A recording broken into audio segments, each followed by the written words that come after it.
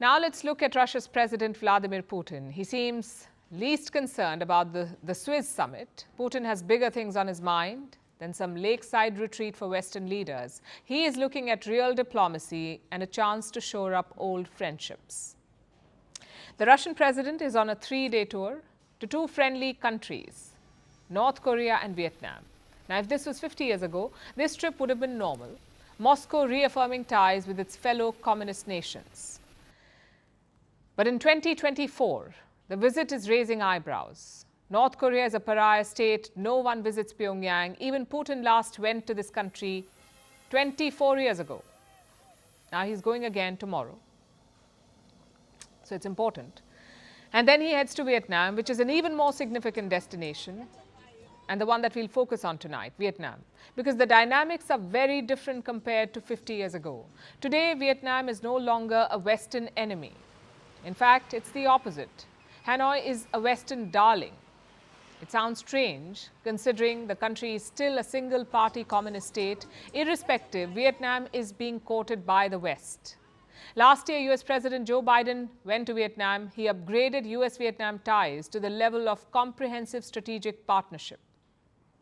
And remember, this is the same Vietnam that the US went to war with, the same ruling Communist Party that Washington tried so hard to crush.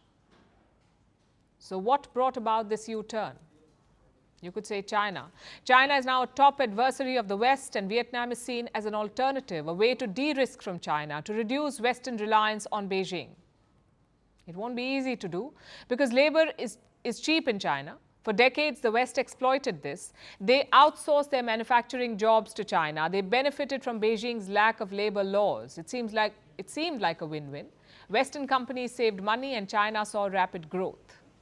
But now it has become a threat. And the West has woken up to its mistake, so it is belatedly trying to find alternatives to Beijing. A lot of Asian nations are in contention, but Vietnam is a front runner to become China's replacement. It is already benefiting from the West versus China divide, drawing in sizable investments from former adversaries like the United States of America.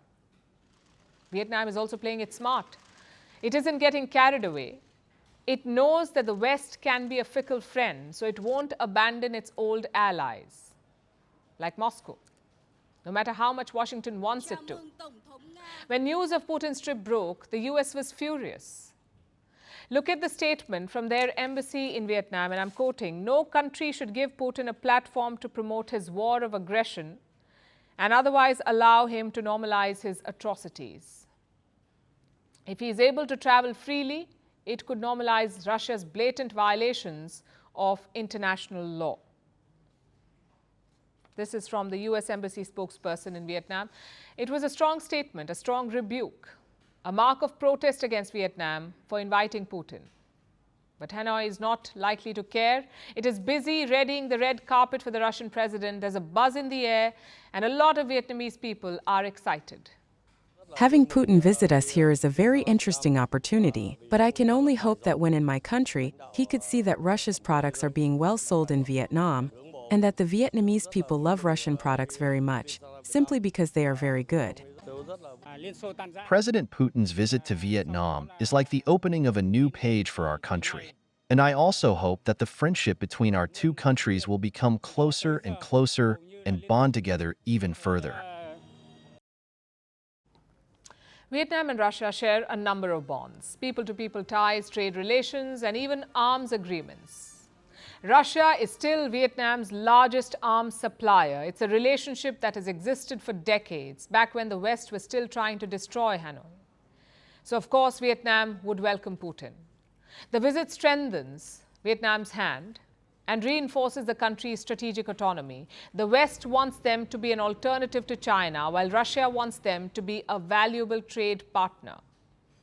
Vietnam can fulfill both these roles and profit by doing so.